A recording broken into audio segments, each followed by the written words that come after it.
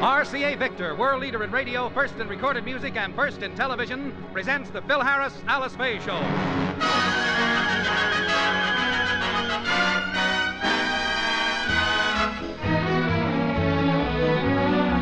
For your enjoyment, here is the Phil Harris, Alice Faye Show, written by Ray Singer and Dick Chevrolet, with Elliot Lewis, Walter Tetley, Robert North, Janine Roos, Ann Whitfield, Walter Scharf in his music, and yours truly, Bill Foreman.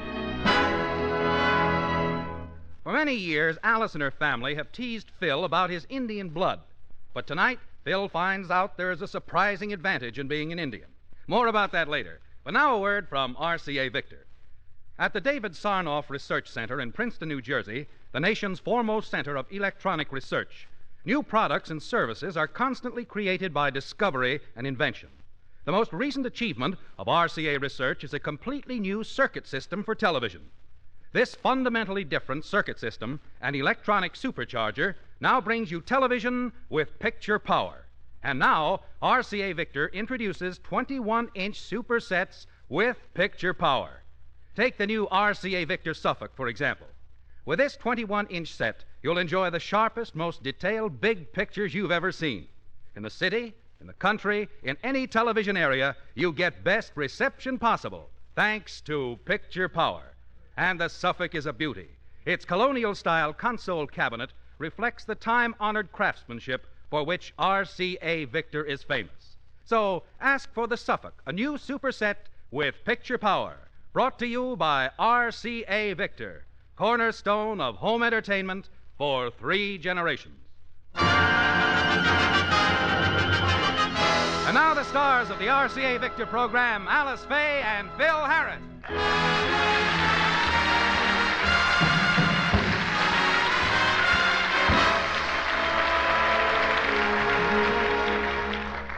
The Harris children have been studying the American Indian at school.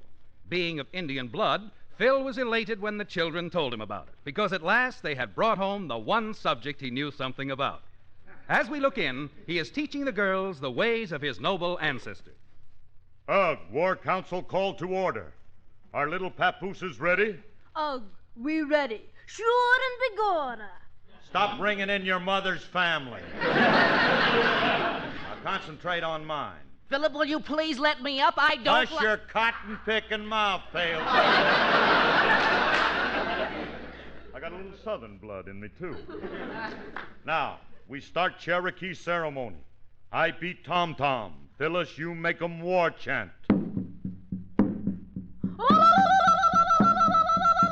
Okay, baby Alice, you start 'em ritual.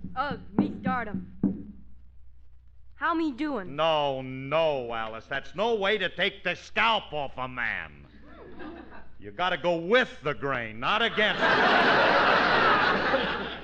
Here, I'll show you. Philip, let go of my hand. All right, keep quiet.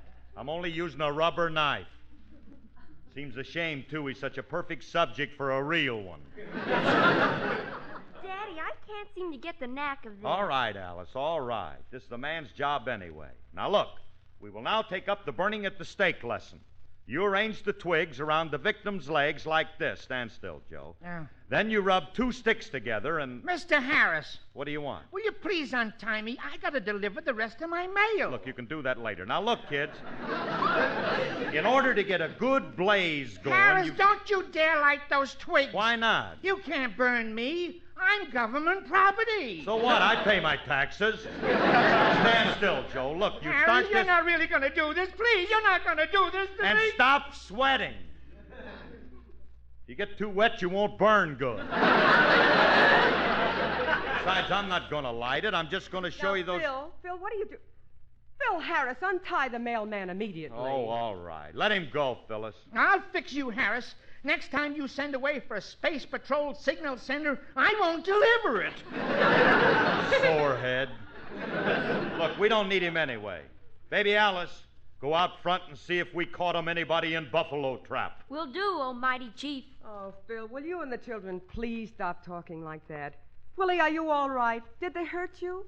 They hurted me plenty, Princess Wahapi. Princess Wahapi? What are you talking about? Yeah, Philip told me that's your name in Indian. Well, what does it mean? That's Cherokee for princes with loaded wampum belt. Now, Phil, I don't want to hear any more of this Indian talk. I'm tired of it. Well, I'm not. I'm proud of being an Indian, and I think my children should know all about the glorious heritage of the American Aboriginal. What was that word? American. What are you, a foreigner or something? Philip, why don't you stop bragging about being an Indian? I don't believe you have a drop of Indian blood in you. I do, too. Well, if you have, it can't be much. I doubt if it's more than 1/16. I got a lot more than that. How much? I'm a full fifth. A full fifth? Give or take a jigger or two. Phil, take that feathered headdress off and go in the house and wash that war paint off your Not face. yet, not yet. First, I have to give the kids their bow and arrow lesson. Now then, kids, you hold the bow like this, pull the arrow back, and... Phil, don't shoot that thing around here. It's dangerous. Please, I know what I'm doing. You pull it back and shoot it straight up in the air like this. Where'd it go, Daddy? I don't know. I lost sight of it. Hey, Curly, where are you? I came over to...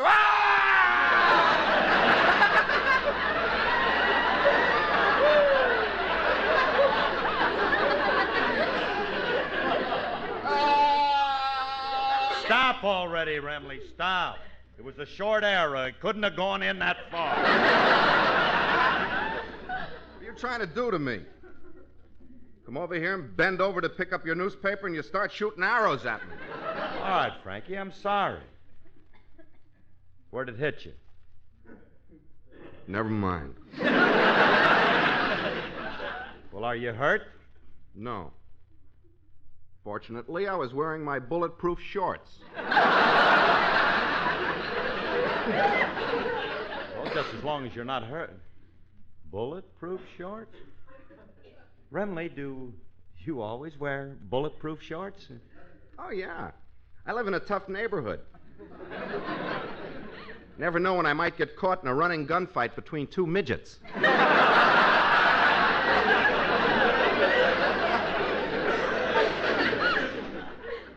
I just came, Oh, Curly, why don't you go to a doctor and have it taken care of? Have what taken care of? Every year around this time, your face turns plaid and feathers start growing out of your head. You look like a molting mallard. What are you made up for? Mr. Remley, have you forgotten this is November, and I'm wearing the full regalia for the annual ceremonies of my tribe? Well, time certainly flies. Just think, it's Cherokee Eve already. Oh, I haven't done my shopping yet. I haven't even ordered my wigwam. you can stop now, Remley. What's Cherokee Eve without a lighted teepee? I said you can break it up now. This That's year I'm enough. going to stay up and watch Sitting Bull come down the chimney. I don't think that's very nice of you, making fun of me just because I'm an Indian. You should have respect for other people's ancestors. I don't make fun of yours. Never once did I say a nasty thing about Blubber Remley, Who's Blubber Remley? his Eskimo grandfather. Hey, that reminds me, it's only 3 weeks to Aurora Borealis Day. I promised to send Grandpa a prefabricated igloo. Look, Remley, let's forget about your no-account grandfather. What do you mean, no account? He had talent. Granddaddy was the Eskimo who taught the penguins to say, smoke cool, smoke cool. Curly, there are no people like the Eskimos. They got a great culture. They've written some wonderful music. Oh, they can't touch the songs written by the Indians. Songs like Pale Moon, Indian Love Call, Waters of the Minnetonka, and Loch Lomond. Those are as nothing compared to the music written by the Eskimos. What music? Such famous songs as I'll Be Down to Get You in a Kayak, Honey. Blubber, Come Back to Me. And Father's Been Out in the Cold Too Long. He came home stiff last night. Yeah, those are cute tunes. You Very betcha. cute, yeah. But we Indians have one of the best that has ever been written. Which one? Pull up an icicle and sit down. Listen to this.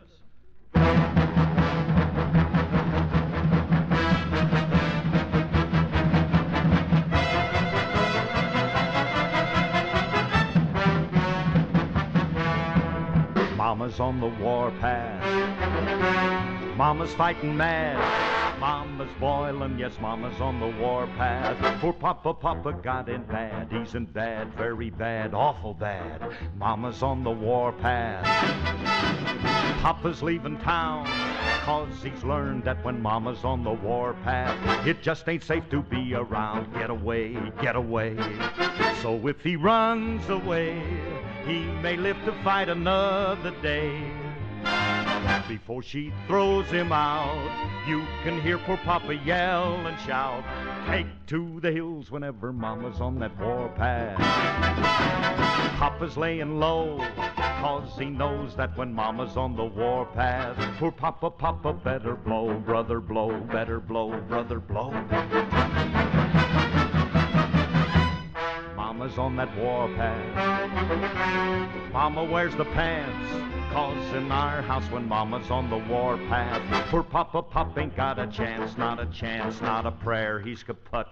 Mama's on the warpath. Papa's in the jam, and he knows that if Mama's on the warpath, he'd better take it on the lamb, better scram on the lamb. Poor Papa's got a hunch, Mama's saving up that Sunday punch. She likes him black and blue, so there's only one thing Pop can do, take to the hills whenever Mama's on that warpath.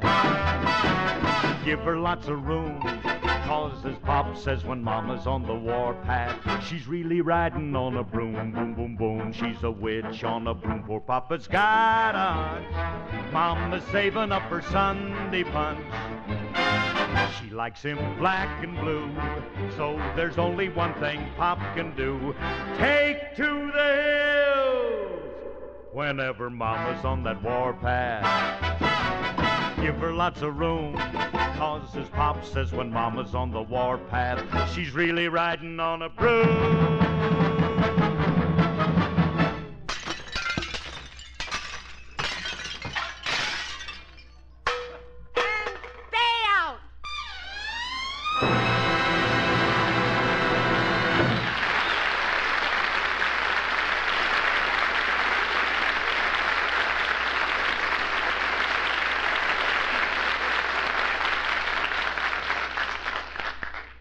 There is great song of Redskin. You like 'em? Oh, Phil, if you don't stop talking like an Indian, I'll scream. Honey, I'm proud of being an Indian. You're just jealous because you're not one. I have no desire to be an Indian. I'm happy the way I am. Indians do have one advantage, Alice. They don't have to pay any income tax. Well, that's got nothing to do with it. Would you mind repeating that last beautiful sentence? Sure. Indians are wards of the government, and they don't have to pay any taxes. We don't? Hey, what do you say to that, pale-faced bride of mine? Who you callin' pale-face? Me, Prince's big refund. Ugh. Hey, Remley, are you sure of this? Mm-hmm. Well, where do I go to check on it? Downtown at the Federal Building. Come on, I'll drive you down in my dog sled. Mush, mush.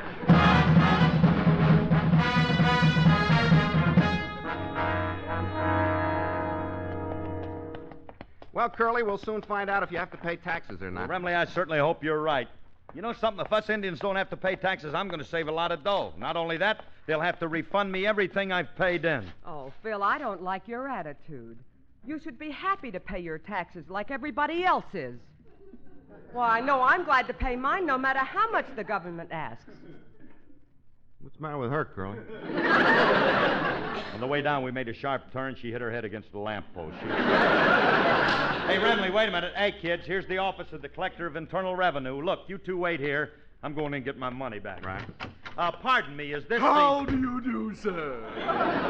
Welcome to the Bureau of Internal Revenue. Come right here. Get your hand out of my pocket. Just checking to see if you have anything left, and you have, you rascal, you. Yes, you've got $28 in your big fat wallet. How do you know? On the way in, you broke the electric beam that turns on the X-ray machine. You can see what I got on me? Yes, you have $28, a scar on your thigh, and you're wearing jockey shorts that are a size too small for you.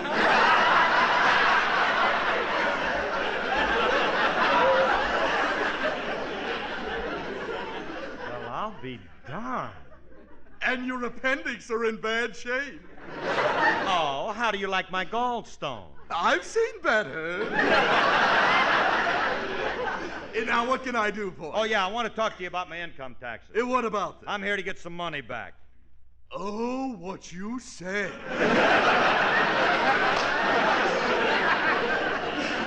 Guards, lock the door. There's a madman loose. Now, wait a in minute. here. I'm not a madman.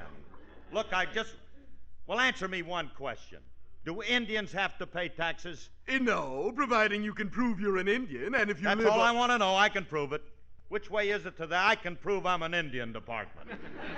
Well, they might have a record of your birth across the hall in the Bureau of Vital Statistics. Well, thanks, mister. Before you go, tell me, are you really an Indian? Yeah.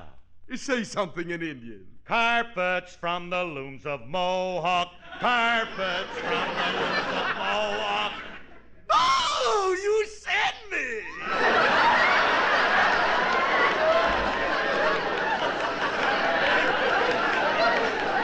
Sing it again! Never mind. Hey, look, mister, put my money in a paper bag. I'm going to be back for it. Hey, Remley, you're right. Them Indians don't have to pay no taxes. Oh, good. Did you get your money back? No, not yet. First, I got to go across the hall and just prove I'm an Indian. That's all. Come on. All right. How do you do, sir? What may I do for you? Well, the guy across the hall wants me to prove I'm an Indian. How do I do it? Why don't you ride your friend in bareback? Don't the government hire any straight men anymore?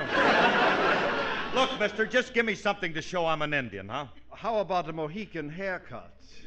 Oh, this is all I need. A wise I can prove I'm an Indian clerk. This is beautiful. Look, Claude, I'm an Indian, and I want you to give me some papers to prove it. Well, first I'll have to have some identification. Who are you? You mean you don't know me? Everybody knows me. My face is famous. Well, you do look familiar, but... Oh, of course, I know where I've seen you before. You do? Oh, certainly. Your profile is on the radiator of my wife's Pontiac.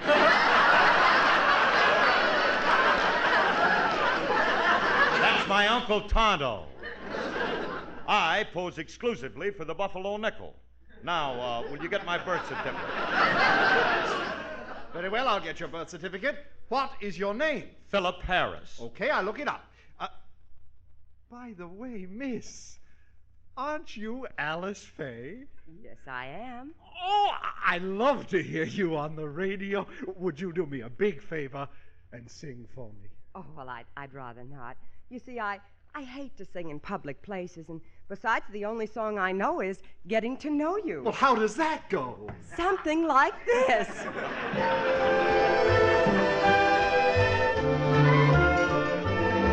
Getting to know you, getting to know all about you, getting to like you, getting to hope you like me, getting to know you, putting it my way but nicely. You are precisely my cup of tea. Getting to know you, getting to feel free and easy. When I am with you, getting to know what to say. Haven't you noticed?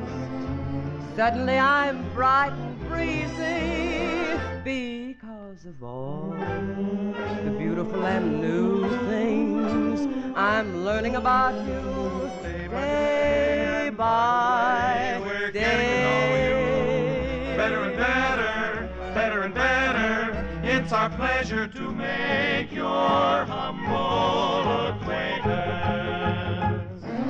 Getting to know you, getting to feel free and easy. When I am with you, getting to know what to say. Hey, haven't you noticed? Suddenly I'm bright and breezy because of all the beautiful and new things I'm learning about you day by day.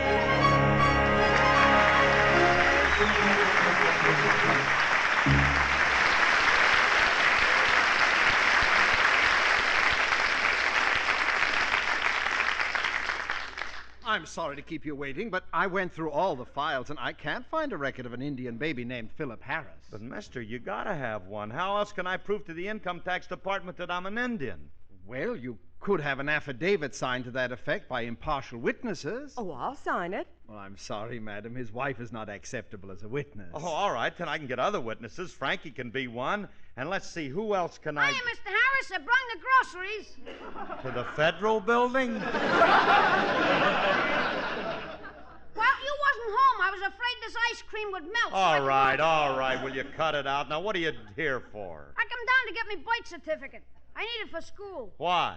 Me teacher won't believe I was born. That figures. What are you doing here? What am I doing here? Well, look, Julius, it's this way. You see, as soon as I get a couple of witnesses to sign in front of this guy, I can get some money back from the guy across the hall because I'm an Indian. Ah. I tell you that as soon... Wait a minute, kid. I'm in trouble and you can help me. Will you be my witness? Sure. Good. Hey, mister, I got my witness. Go ahead, question him. Very well. Son, do you know this man? Yes, Your Honor, and it wasn't Mr. Harris's fault when he knocked down that defenseless old man. Once he had him down, he had to kick him to keep him quiet. What are you talking about? I didn't kick no old man. So it was an old lady. As I was saying, this beast pulled out a knife and went berserk. It was a terrible sight. Wait a minute, I didn't stab nobody. How can you stand there with that bloody stiletto under your coat and say that? This man... Julia, stop it. I'm not on trial for murder. Give me time. I'm working up to it. Look, Julius, I just want you and Frankie to tell this man that I'm an Indian. Okay. He's an Indian, mister. How do you know? I was there when he was born. I'll never forget what his father said when he first saw this boy. He took one look at him and said, "Pipe the papoose on this papoose." Stop it, Julius. I should have known better than to ask you. Look, Frank. Yes. Look, be a buddy, will you? You know me a long time. Tell the man. Of course, chum. Anything for you. What information you want, mister? Is this man an Indian? How should I know? I wasn't there when he was born. Let's check with somebody who was there when he was born. How about your mother, Mr. Harris? That wouldn't help. She wasn't there either. His mother wasn't there? Well, this may sound like a stupid question.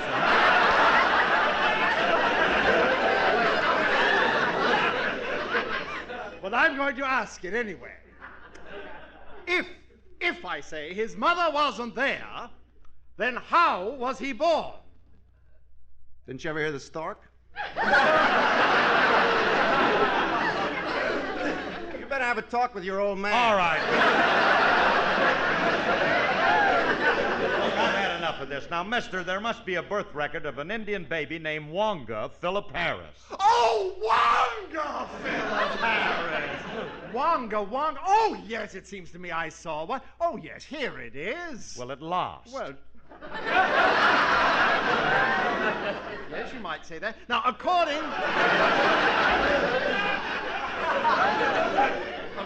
to this, you are a full-blooded Cherokee. Is that true? Yes. Where's your permit to be off the reservation? What permit? Just give me the birth certificate so I don't have to pay no more taxes. The only Indians who are exempt from taxes are those living on a reservation. You mean if I live on a reservation, I don't have to pay any taxes? Oh, Alice. I ain't going. I guess you're right. It ain't worth it. Look, I'm sorry I started this whole thing. Come on, honey, let's go home. Just a moment, Harris. I'm glad you're still here. I want to talk to you. Ooh, the tax collector.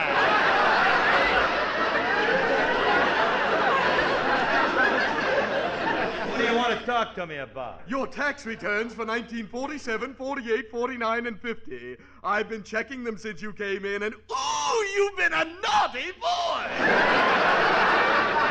What do you mean? Ooh, I paid my taxes. Yes, but those deductions for entertainment. Look at this one for $30,000 for martini olives. Martinis? Just a moment, Wonga. Do you drink? I toast a brave now and then. I heard that. Indians are not allowed to drink, and you're under arrest, Thunderbird. Who are you? I'm from the FBI. This is a federal offense. Wait a minute. You mean you're going to arrest me for taking a drink? Not only you, but the man who supplied you with this whiskey. Now, who sold it to you? Nobody sold it to me. They didn't. That's all I want to know. Who are you? Chief of the Revenuers. Where have you got your still? I ain't got no still. Nice talking about you. Phil, I'll get you out of this.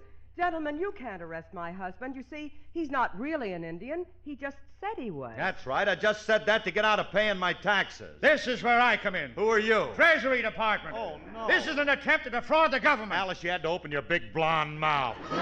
Look, mister, you can't arrest me. I'm innocent. Innocent, he says. We've got you for evasion of taxes, defrauding the government, running a still, and impersonating an Indian. And don't forget the old lady he stabbed. Wait. This may seem insignificant, gentlemen, but he drives a car without a license, too. Friendly, will you shut your tater trap? Now, look, they're going to send me to jail. Only for 99 years? Take him away, boy. Now, wait a minute, fellas, please, wait a minute. Before you take me away, can I talk to my wife? Alice. Yes? Will you wait for me, darling? For 99 years? Well, why not, dear? When I get out, I'll only be 144, and you'll be 109, and...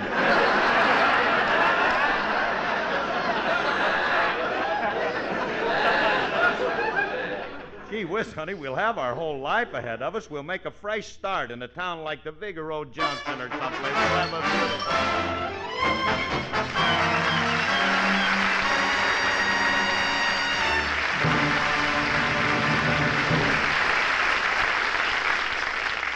Alice and Phil will be back in just a moment. Take them individually, and they're terrific. Put them together, Dinah Shore and Tony Martin, on one RCA Victor record, and you've got a tremendous hit. Manhattan, written by Rodgers and Hart, is a honey, with a lilting musical background by Henry Renee's orchestra and a duet by Dinah Shore and Tony Martin. Manhattan has everything that makes a smash hit. It's got clever lyrics, a wonderful melody. You won't want to miss Manhattan. And on the reverse side of Manhattan, RCA Victor has come up with another fine number. Dinah Shore and Tony Martin team up again with a novelty song, If You Catch a Little Cold, I'll Sneeze For You. These two great tunes are back-to-back on this single RCA Victor record, and it's available now at record dealers everywhere. Dinah Shore, Tony Martin singing Manhattan and If You Catch a Little Cold on RCA Victor Records.